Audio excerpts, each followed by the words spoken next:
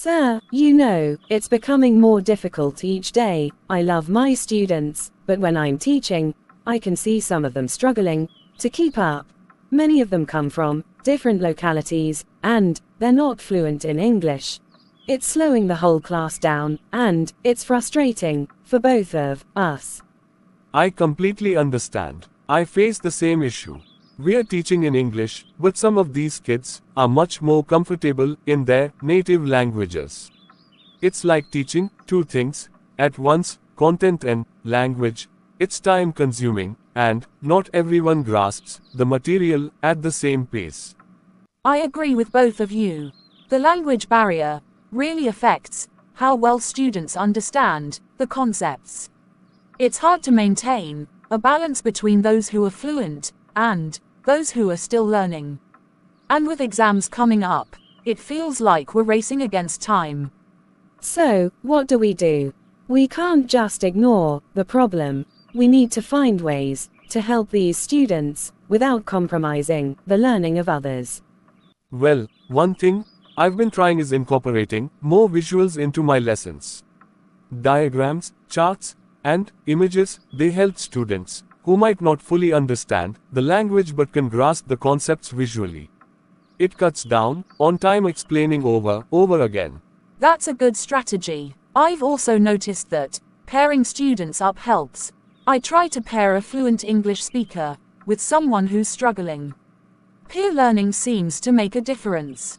When they explain things in their own way, sometimes it's easier for their classmates to understand. That's brilliant. Peer support can be really effective. I've also started using bilingual resources. If the textbook is in English, I provide handouts or explanations in their native languages for key concepts. That way, they can cross-reference and don't feel lost. I like that. And maybe we can encourage more interactive learning too. Group discussions, role-playing, or even using technology like language apps or translation tools. These kids are quick learners when they're using something familiar, like their phones, tabs, and smart screen. Yes, technology can be a huge help. There are so many apps that can assist students with translation or language practice. We could even use them during class to explain difficult terms. That way, they're learning the content and improving their English skills.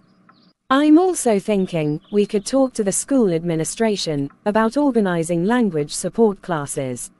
Short sessions after school where students can get extra help with their English. It doesn't need to be daily, but even twice a week could make a difference. That's a great idea. It'll give students dedicated time to focus on language development without the pressure of trying to keep up in the regular class. Plus, they'll gain confidence and feel less isolated. And it'll create a more inclusive environment for everyone.